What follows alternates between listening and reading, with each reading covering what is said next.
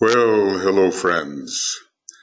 We are beginning Rays and the Initiations webinar commentary number 75. It's a little different view here, and if I seem to be going up and down occasionally, it's because I'm on a trampoline standing, taking into consideration the mantra that sitting is the new smoking. So anyway, I just want to explain any oddity that comes in the little image where I'm trying to meet you a little more face to face. In number 74, we learned that our planetary life is one immense synthesis of ordered activity. We have the stages of energy contact and conscious realization through which the advancing initiate after the third degree passes, and that is the abstract mind, and then the energy of the Buddhic plane and the atmic plane. Sometimes Atma Buddhi together are considered the energy of the monad. And then the end and radiation, the energy and radiation of the monad as the will to good and a sense of universality. We're talking about the world of formless forms, and that is the cosmic etheric level of activity. The initiate is penetrating into this level, and as you well know, says the Tibetan, the work of the aspirant today is to become a conscious, self-controlled, and spiritual worker in energy within the ring past knot of the three worlds. Even the master is really master of the three worlds. So we have to begin there and be grateful if we can receive energy from the cosmic etheric levels. It tells us, just catching up here. First of all, this advancing initiate, the aspirant, has to show that he is in control of his physical instrument, demonstrating this at the first initiation, and during the succeeding initiatory processes, of which there are several steps, learning to control his emotional feeling nature and demonstrating that control at the second initiation. This is where so many of the readers of the Tibetan find themselves at this time. The books Esoteric Psychology 1 and 2 are written for initiates of the first degree. Well, they are books all about the new psychology, and we are learning how to penetrate into that psychology. So many of us find ourselves somewhere between the first and second initiation, trying to make preparation for the second initiation by controlling the fluid, volatile, emotional nature. And this is very much the way the group that was gathered around the Tibetan and which he accepted as his accepted disciples as time went on, this is very much where they were too in their understanding. At the third initiation, he has to bring into visible activity the mental element, and thus function in the three worlds as a soul-infused personality. He couldn't function that way before this time, utilizing the illumined mind as the fusing and synthesizing factor. We remember the word of power called three minds unite. Well, you can look at this in various ways, but one of the ways of looking at it is to think that the concrete mind, the son of mind or soul, involving the second and third subplanes of the mental plane, and finally the abstract mind, are all fusing together. Abstract mind found on the first subplane of the mental plane. So utilizing the illumined mind as the fusing and synthesizing factor, but especially in terms of our ability to utilize, we are talking about the concrete mind particularly. He can, again, in full consciousness, begin to be active as, quote, a radiating point of crisis and a producer of the needed tension. I guess he produces crisis in his own life and crisis in the lives of those whom he contacts.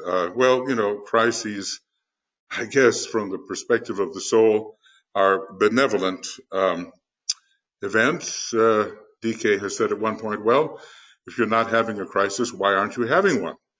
He also said, that nice second-ray master, see that you battle.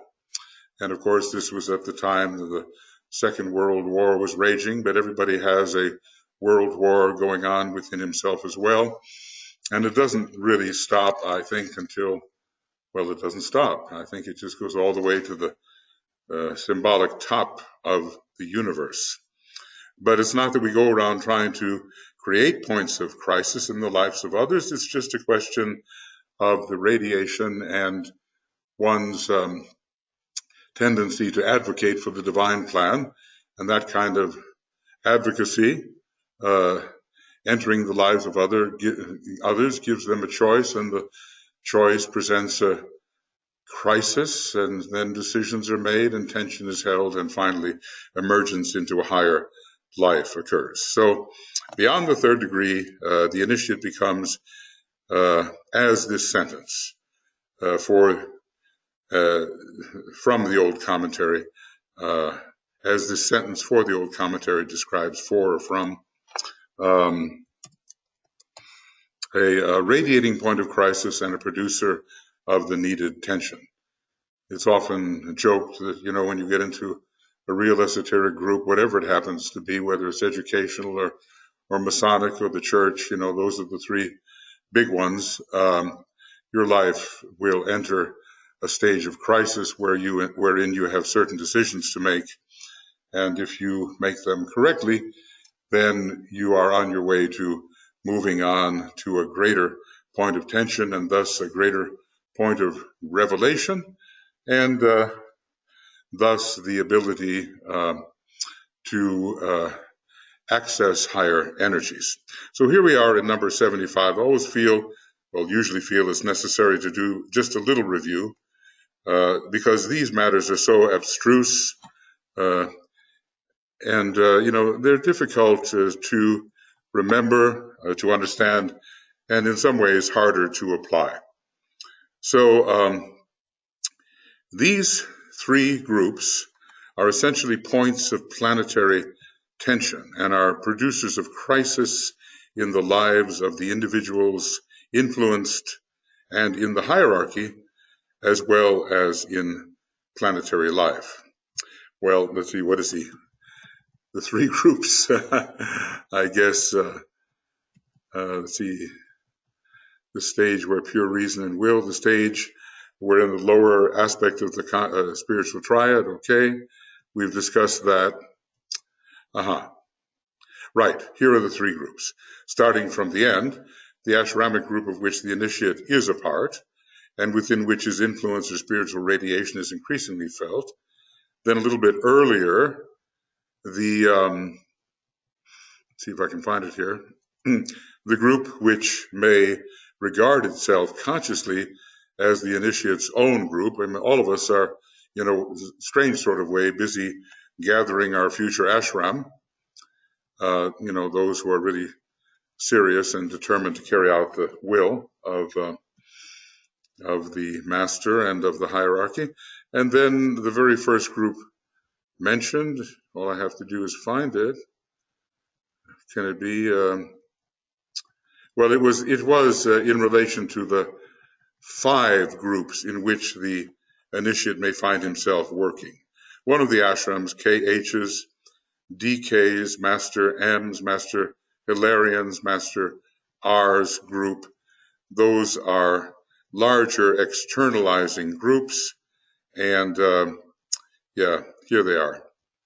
Okay, within the 3 groups. Okay, so the group with which the initiate is working on the physical plane, right?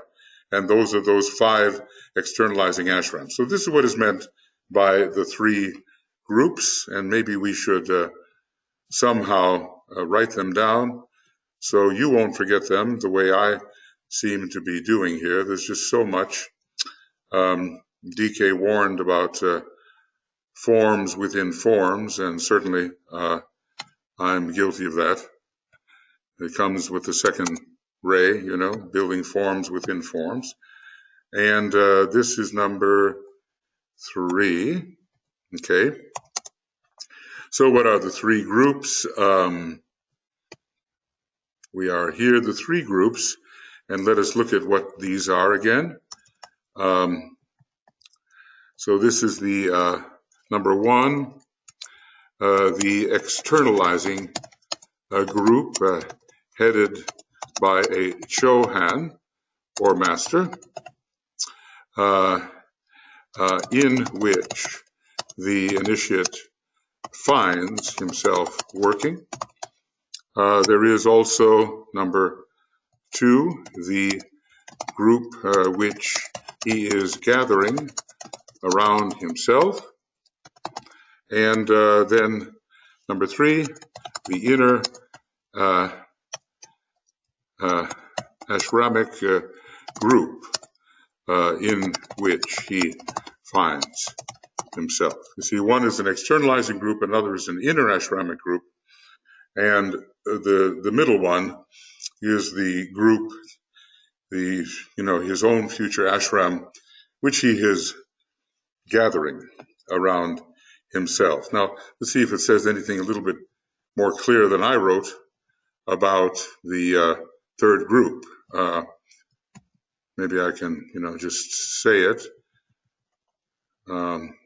The ashramic group of which the initiate is a part, and within which his influence or spiritual radiation is increasingly felt. So I'm going to copy that and, put that down here where we are summarizing the 3 groups which are again mentioned.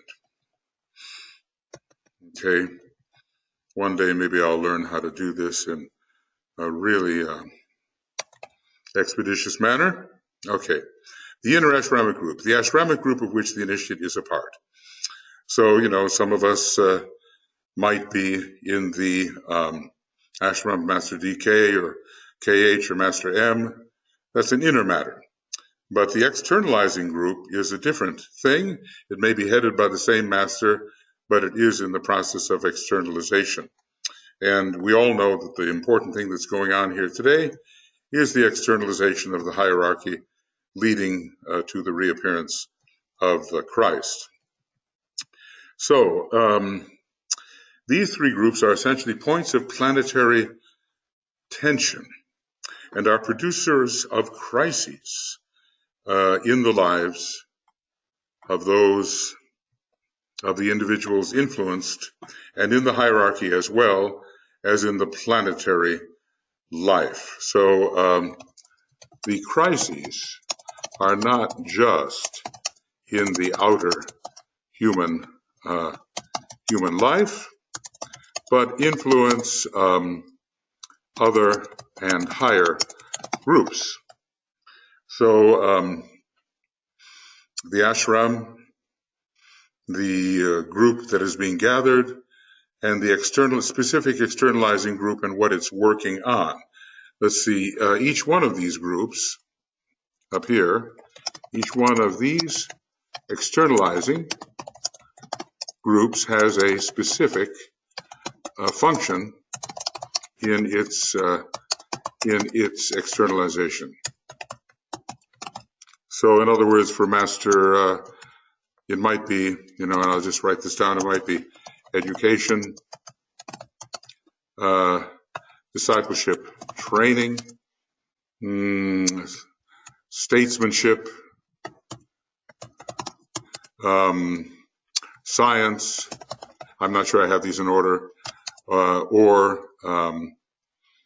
the fusion, economic adjustments.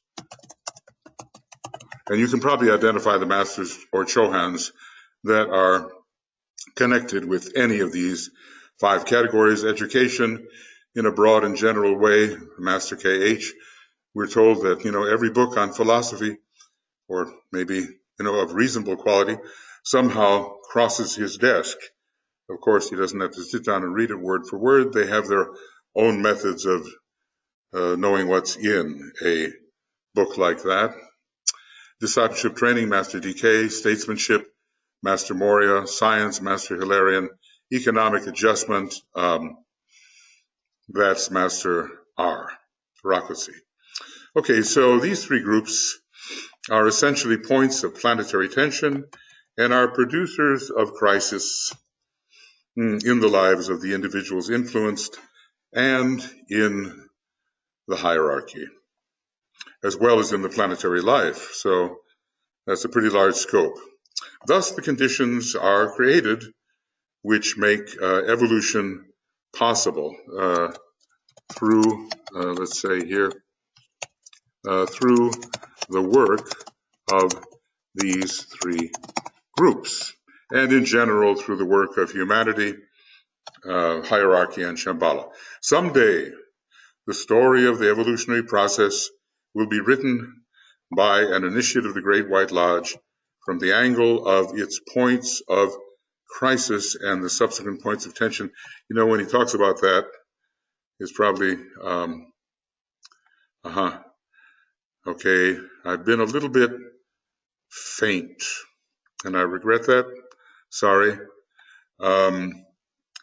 I suspect that my voice has been a little faint in the beginning here, first 15 or 16 minutes. It's an adjustment I didn't make, but maybe Brett can handle it so it comes up to par.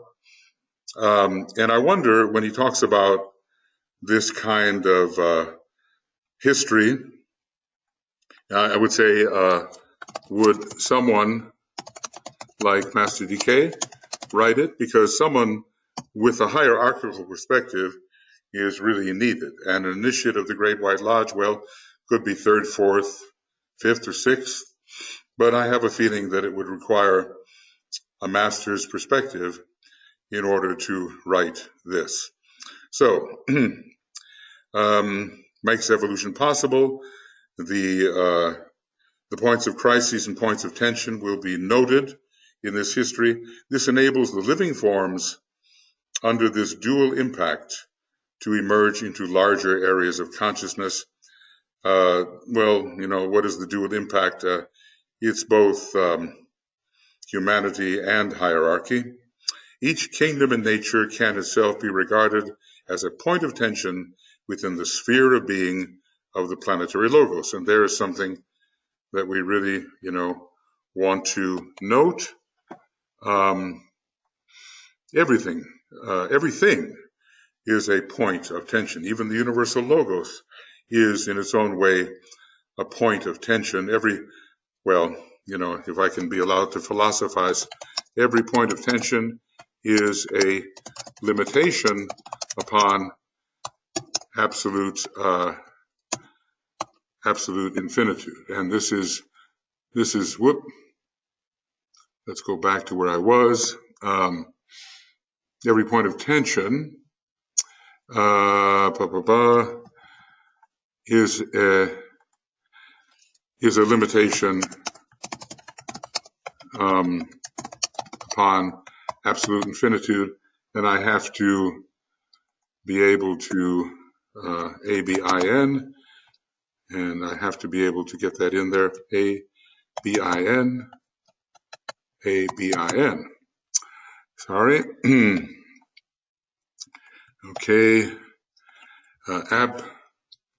Absolute infinitude.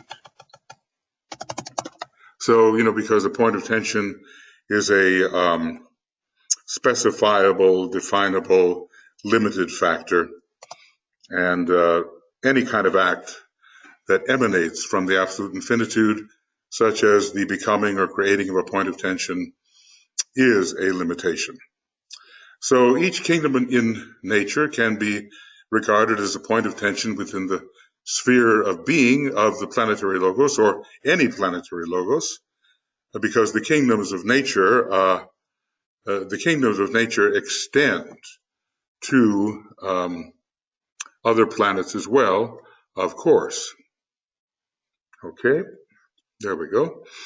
And each in time and space is in process of generating those points of crisis which will produce a potent and often sudden moving forward upon the path of evolution. This is DK's way of describing a term with which we are rather familiar. Let's say here, DK's way of, of describing the quantum leap.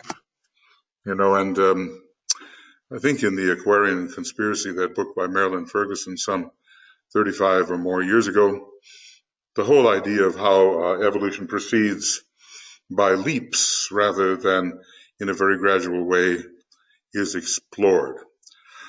Excuse me. DK seems to acknowledge this. Humanity is today in its present situation as a point of planetary crisis, not just at, but as, generating such a point of tension that it will shortly be able to move forward into the new dispensation, culture, and civilization, I'm sure connected with the first initiation. Let's see, extreme crisis is the prefigures rapid progress. So we've come to this point where we are, really going through a kind of fourth initiation of in a chain sense, not so much a scheme sense. We haven't even taken the second cosmic initiation from the scheme perspective, but from a chain perspective, we're taking a fourth initiation. Just go to Cosmic Fire, page 384, to take a look at those possibilities. And, we are at the kind of agonizing point of tension that is representative of that particular point of tension we call the fourth initiation. In other words, it will be emergence into a fourth initiation in a chain sense. Okay, the study of the individual aspirant parallels this. So always, basically, always compare the initiations of humanity with those of the individual aspirant. And, what is an aspirant? Well, it's a lot more than someone who has not yet taken the first initiation. An aspirant is something quite universal. The ongoing grades of possible ascent are taken by the aspirant to those grades of possible ascent. So even from a certain perspective, our planetary logos is an aspirant, and from a still higher perspective, our solar logos, and let's just say that everything under the rank of the universal logos becomes, at a certain point, an aspirant to the rejoining of the absolute universal unity. Excuse me.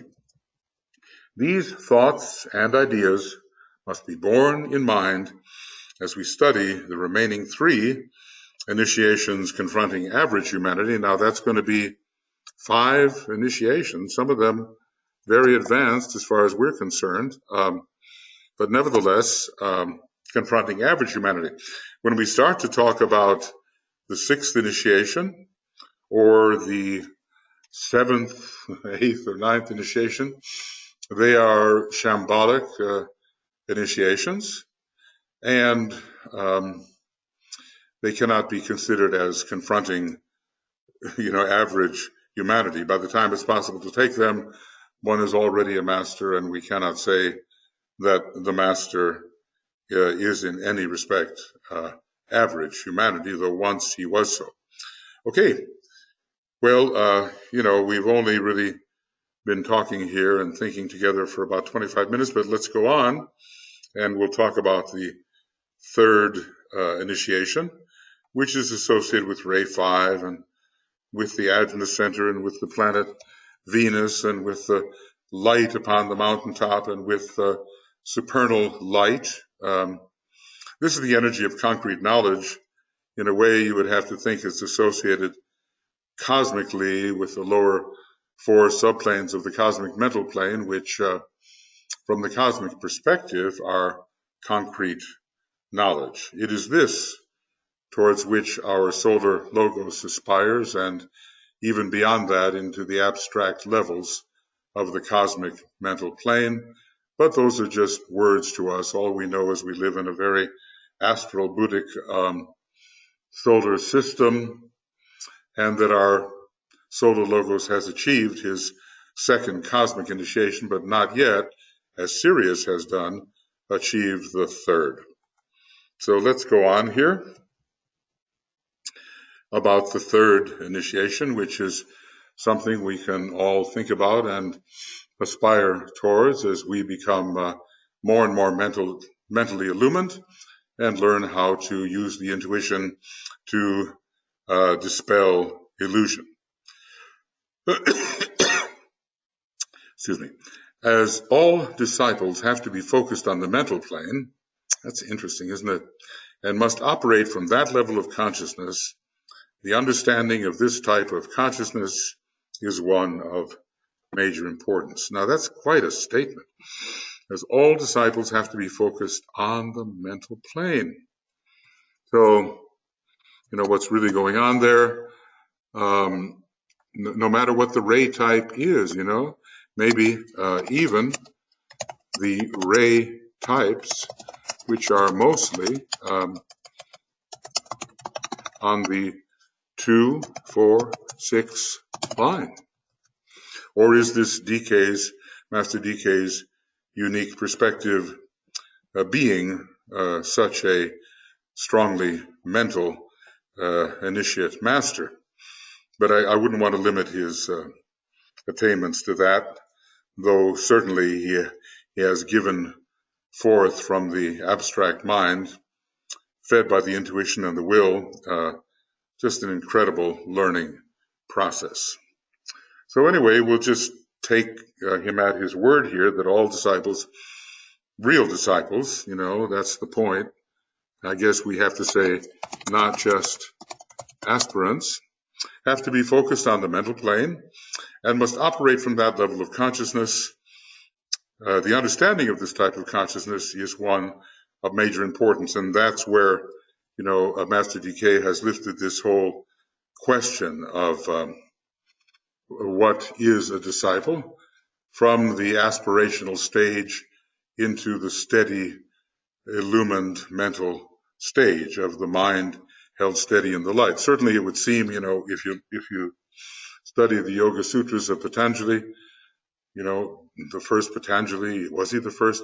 Anyway, the great Patanjali, some 10,000 years ago, his Raja Yoga demands a strong mental focus, and we, being part of the Aryan consciousness, have to achieve this strong mental focus. Okay, so we must operate from that level of consciousness, and it's very important we understand it. It is glibly and most easily said that disciples, and necessarily so, initiates must use the mind, and that their polarization must be mental. Now, let's remember, this is not an easily attained stage, but one which requires work, requires a status between the second initiation and the third initiation. Okay, but so polarization must be mental. So, interest can be mental before this, focus can be mental, but a true mental polarization, that is something, excuse me, which when DK is describing the sixth initiation, he manages to mention as occurring between the second and third initiation, true mental polarization. So what does this mean? Let me give you some concise definitions of this ray energy, I suppose the fifth, leaving you to make your own individual application, and from your study of these concepts anent the mind, learn to gauge your own mental condition. I suppose for the third degree, it helps to have some powerful fifth ray associated. To take the third degree, it helps to have a strong fifth ray, one way or another. Of course, it is maybe possible, that there is an overlay of this ray energy on your ray structure, no matter what it may be. So if that is the case, okay, we just have to study more people who are taking the third initiation and see what their ray structure is in order to really know whether the fifth ray has to be part of their equipment or whether it's an overlay of the general stage of evolution through which they are passing. All right. We will gauge our own mental condition. The energy of what is so peculiarly called, it is interesting, concrete science, is the quality or conditioning nature of the fifth ray. We might say the forms studied usually are concrete compared with the, what did he call it earlier, formless forms of the cosmic etheric planes. But later, though, the fifth ray will study those formless forms as well. Okay, so he calls it a peculiar name, the ray of concrete science. Well, science is all about attaining exact knowledge of relations, and the forms studied are relatively concrete. But even if we go into the world of formless forms, to some types of intelligences, those forms will also appear to be relatively concrete. Okay. 2, it is preeminently the substance of the mental plane. What part of the plane? This plane corresponds to the third subplane of the physical plane and is therefore gaseous in nature, if you care to use its correspondence as a symbol of its nature. So let's just say the motion and quality of the substance of the mental plane is associated with the fifth ray. It is volatile, easily dispersed, is the receptive agent of illumination. That's very important because, this third initiation in some ways could be called the third initiation. Better get that correct. Third initiation could be called the enlightenment. How about getting that straight? Or the illumination. And it can be poisonous in its effect, for there are undoubtedly conditions in which the mind is the slayer of the real.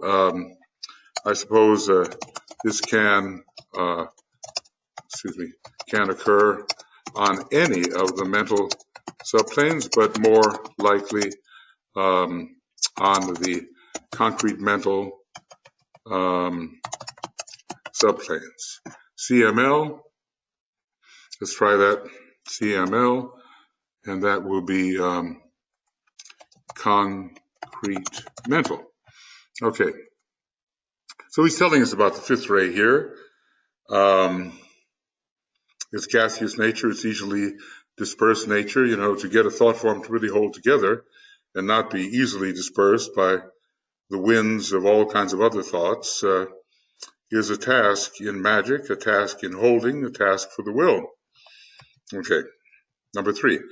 This energy is characterized by 3 qualities. So what are we looking at here? Let's just name it below.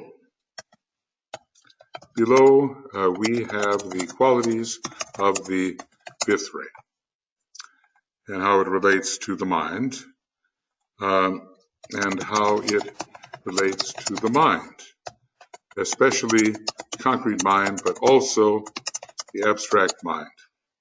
So concrete science, substance of the mental plane, maybe I ought to, kind of underline those things so they stand out in case I ever send this particular document to you, as rough as it is. And then three qualities. Okay. The quality which is the result of relationship with the spiritual triad. Okay. This we call abstract. We call this abstract mind, and the impact which affects it comes from the atomic level of the spiritual triad, that of spiritual will. So there is a connection between the atomic plane, the highest mental subplane, and the concrete mind.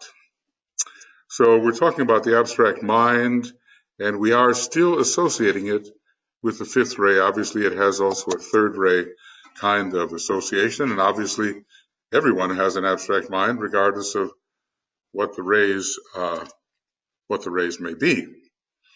Okay. Okay then. So this is the quality of the abstract mind. The quality, then point B, the quality which in this solar system is easily responsive to the major ray of the planet, that of love wisdom. Now, notice, this tells us something about the status of the Earth and the fact that the Earth is a cosmic initiate. Planetary Logos of Earth is a cosmic, I'll capitalize it, cosmic initiate. The causal body of the Planetary Logos is still found, I guess, on the third TRD, third subplane of the cosmic mental plane, but he is an initiate of the first degree. So that will mean that he is moving into the ray of his soul, and the ray of his soul, the ray of his soul is the first ray. Oh, it's fourth ray, first ray. Okay. So the major ray is love wisdom, and this is so even though he is in many ways still a personality, the way so many human initiates of the first degree still have a very strong personality, and the issue which he has to solve, we're told, is one of personality, and he is a divine rebel. I suppose that probably comes from his first ray monad. But anyway, he's moving into the ray of his soul, which is the ray of love wisdom. So DK calls it the major ray of the planet. And this is one of those places where, the tendency might be to consider that the major ray of the planet was really the third ray of the Planetary Logos' personality, but apparently not. So responsive is it that in conjunction with emanations from the three worlds, it has produced the one existent form upon the mental plane. This form in the planetary sense is that of the kingdom of God, and in the individual sense, that of the ego or soul. So the kingdom of God is really the kingdom of the soul. And I think it's time to write that one in, KOG. And, but it's a question of capitals, isn't it? Okay, kingdom of God. Well, during these little slight interludes, you can think about what we just talked about. Okay, All right. So the kingdom of God is really the kingdom of the soul. The kingdom of the soul for all human beings. Kingdom of the soul for all human beings. And finally, it is the spiritual hierarchy itself. Okay, so responsive is it?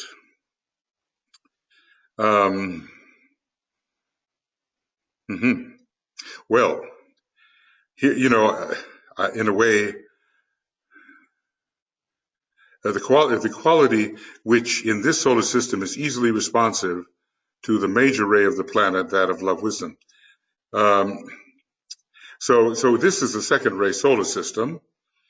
Our soul ray, because we are becoming soul focused, is that of love wisdom, but that is the ray of the solar systemic soul as well. So the two back each other up, even though the other rays are quite different. They reinforce each other.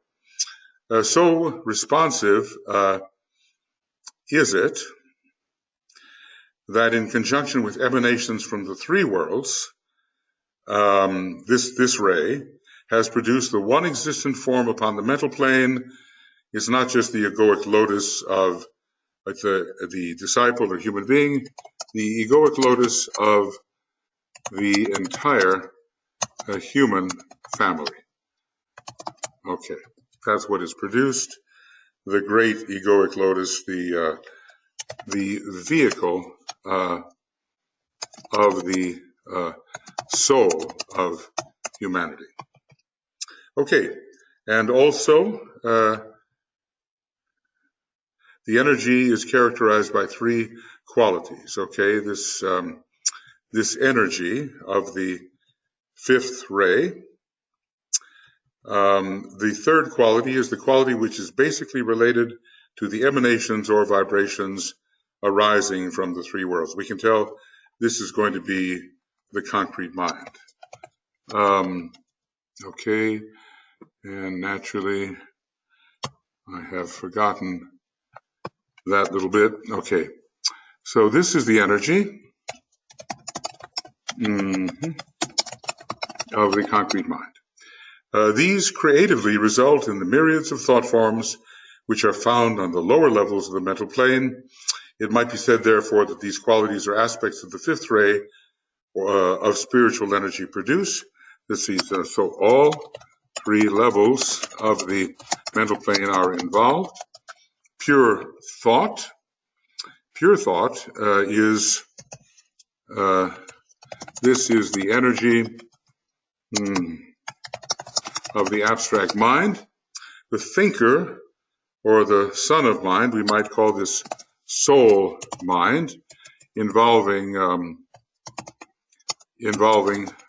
subplanes 2 and 3, and thought forms involving the lower, let's just see, what have we got here?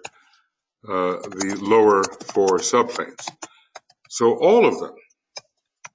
all of these areas of the mental plane are subject to the fifth ray, all of them. Okay, and going on, this energy, as far as mankind is concerned, is the thought form making energy, and all impressions from the physical, etheric, and astral planes force it into activity on the level of concrete knowledge, with the resultant kaleidoscopic presentation of thought forms. So many concretions result from this fifth ray energy. As the lower mind is fed by the physical plane, PHYS, physical, etheric, and astral energy. Okay, so pure thought, the thinker, or the son of mind, and thought forms. Right. And it's interesting because, sometimes we tend to consider that the fifth ray influences only the lower concrete mind. But when you think about it, the solar angel is a member of the fifth creative hierarchy, though it has a lot of the second ray and buddhi connected with it. And the abstract mind is the most concrete mind of the spiritual, or the most concrete level of the spiritual triad. So it fits that the fifth ray will there be involved. Of course, the fifth ray in the cosmic sense does not simply stop at the cosmic physical plane. It's going to be found upon higher cosmic planes. You know, because just think that Sirius, the great star Sirius, which is cosmic mental in its nature, is ruled from the soul perspective by the fifth ray. The being Sirius is ruled from the soul perspective by the fifth ray. Okay. And then more about this ray energy and its connection with the mind. It is fundamentally the most potent energy at this time in the planet, because it was brought to maturity in the first solar system, that of active intelligence. Now, I wonder if we were questioned about what is the most potent energy on our planet at this time, I wonder if we would answer the fifth ray. So the fifth ray is a legacy from the previous solar system, where it was quite fully developed, but probably DVD developed. Oh, I better be careful when I get to DVD. It might cause a little confusion. Okay, so most potent in the planet at this time. Now, note that the present personality ray, PRR, of humanity is the fifth ray, and its soul ray, the fourth. Now, that's not where it's going. It's going towards the second ray soul and the fourth ray personality eventually. And there's a lot of the destructive tendency in humanity as well. So you kind of wonder what that monadic ray might be, because humanity goes forward by breaking and shattering. Sounds a lot like the first ray, and the devas do not. They build. Okay, now a little bit more, the next point. It is the energy which admits humanity, and particularly the trained disciple or initiate, into the mysteries of the mind of God himself. Now, this might be called initiation, and the fifth ray is potently related, to the initiatory process. It is the substantial key to the universal mind. Whoa. Now that is a hint. You know, that has all the wrappings of a big hint. A big hint. And it is substantial. You know, as a matter of fact, there is a place when describing the fifth ray, I think, and the law of repulse, where the key comes down, dropped from the blue of heaven, and lands at the feet of the discouraged worker. Upon the key has it's a shaft of gold, and written blue these words: destroy that which thou hast built and build anew, but only when thou hast traversed the gallery of tribulation, something of that nature, climb the upward way and traverse the gallery of tribulation. And then the disciple indeed destroys all things except three treasures which he knew were good, and those are the three aspects of the mind.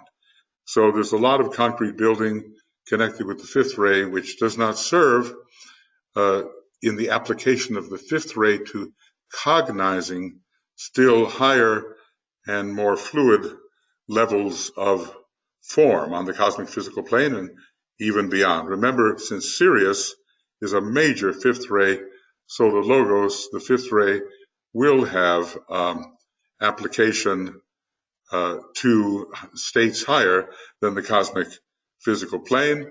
And you think about the great rishi of the fifth ray, it's Dubhe, and that is a mighty, a potent star, really more powerful than Sirius, and it's part of the 7 centers within the head of the one about whom naught may be said. So it's sending a very powerful fifth ray forward in a cosmic sense.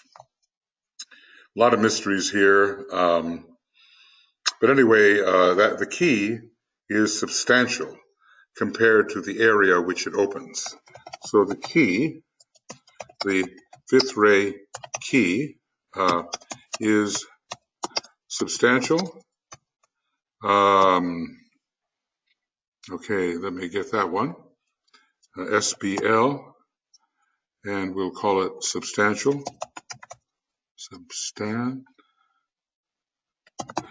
That key is substantial compared to the areas which it opens. Okay. So, all the fifth ray types are looking for the key, how to turn the key. I wouldn't be surprised if very concretely locksmiths have a lot of fifth ray in their ray makeup. As a matter of fact, you wouldn't want a locksmith that didn't have a very strong fifth ray. You just couldn't trust that the key would work and the key would be safe and so forth. So it is a substantial key to the universal mind. Where is the universal mind? It's the mind of the solar logos, the universal mind, UM. I'm realizing how many of these abbreviations I had in the other version. Universal mind is the mind of the solar logos. Now, if we have to consider the way DK uses the word universal, not as the grand entirety of all possible manifestations on all planes of the universe, but he uses it in a more local way very often. Okay, it is profoundly susceptible to the energy of love wisdom, and its fusion with the love aspect is given the name of wisdom by us. Now remember here, the solar angels are a ray combination of the second and fifth rays generically. Now, it may be the case that solar angels themselves, once having been human in the last solar system, monadically have particular rays, but in general, generically, they are characterized by the rays of love and the rays of wisdom. Interesting here, although the Buddha is the Lord of light and the Lord of wisdom, and although he didn't have, apparently, any fifth ray in his energy system, because DK says he had a, third ray monad, second ray soul, first ray personality, sixth ray mind, whatever the astral vehicle was, probably second ray, and probably seventh ray for the physical, if we can talk about rays for such an exalted being. But then we do, for even higher beings, speak of their rays. The fifth ray is not there, and yet somehow he is so identified in general with the theme of light. And if there's any of the rays, the most luminous of the rays is the fifth ray Lord, and the most luminous type of souls are on the second ray. So 2 and 5 for the light, and apparently for wisdom, because all wisdom is knowledge gained by experience and implemented by love. What a wonderful definition of wisdom. Okay, and let's look at that. All, and we'll say so, wonderful definition of wisdom. So knowledge first, and then implemented by love. implement knowledge by love, and you have wisdom. And I see that my abbreviation here, I've got to switch back to my English-Finnish keyboard, otherwise strange things happen. Number 8, this energy in its 3 aspects is related in a peculiar sense to the 3 Buddhas of activity. These great lives reached their present state of development in the previous solar system. They are somewhat under a law of sacrifice. Okay, let's see if there's anything here. Law of sacrifice. Okay, let's do it that way. We've got to have the law of sacrifice, and call it this way, the very first law of the soul. So they have sacrificed much to serve Sanat Kumara, and they are presently perhaps not as advanced as they might be if they were not working under the law of sacrifice. But the interesting thing about working under the law of sacrifice is even though there's a temporary, it seems, retardation, then there's a great leap forward as a result of the sacrifice. So the 3 Buddhas of activity, obviously the 3rd ray is related, but also the 5th. Not only the 3rd ray, but also the 5th. Oh, well, why not just spell that out? Okay.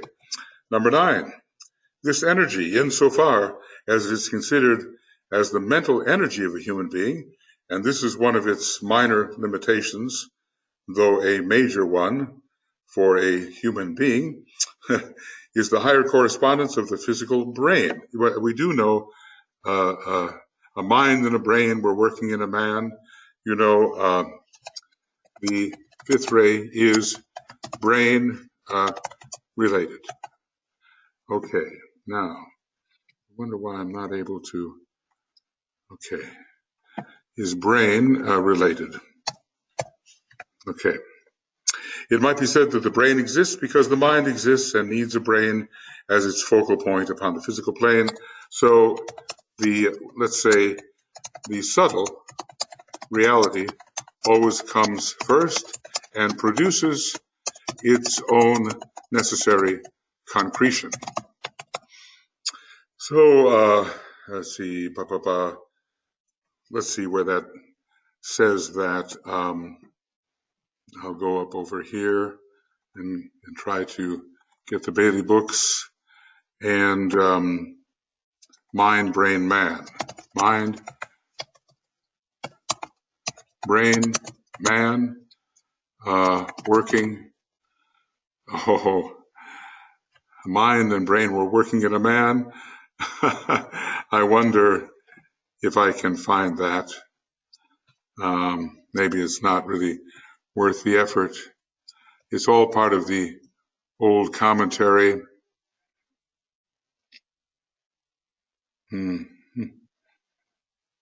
Well, it's there. I just have to say that for the moment. It is there, and it's probably part of the law of repulse. So if we really want the law of repulse, we go to Esoteric Psychology 2, and we go to about page 165 or so, and hopefully we find it. Maybe I'm on one of those wild goose chases right now. So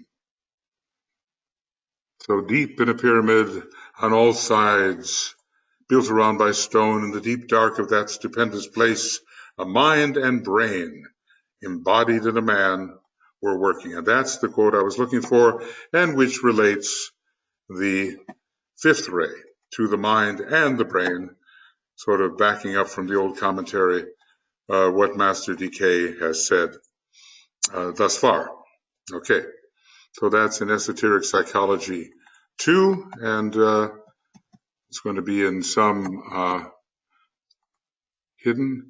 It's going to be in some page or other, page 169. Okay, good.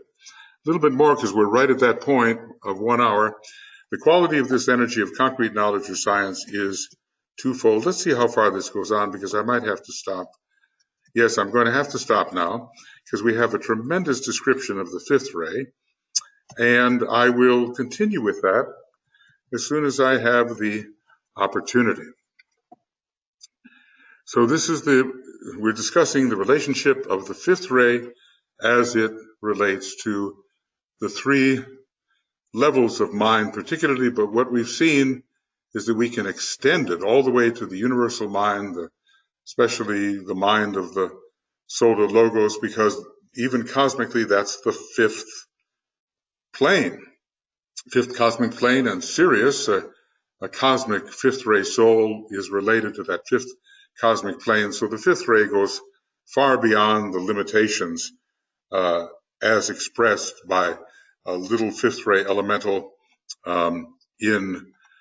as the mental ray of man.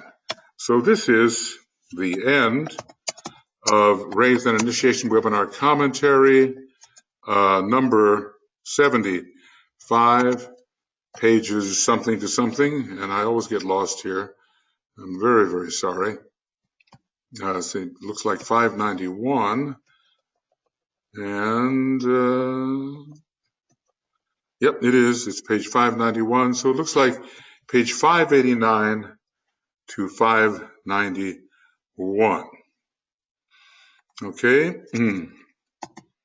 pages 589 to 591, and today is the 25th of February, 2017, and we'll beginning of Rays and Initiations webinar commentary number 76, and we'll begin, of course, on page 591. So, thank you for this program is a little bit odd, with me going up and down here on the trampoline, and also I may have been a little bit too soft in the beginning because the microphone was not set at perhaps a high enough level, so maybe Brett will be able to take care of the first 15 or 16 minutes. Meanwhile, we'll go on and do more together very shortly. Okay, see you then, and bye-bye, and thank you.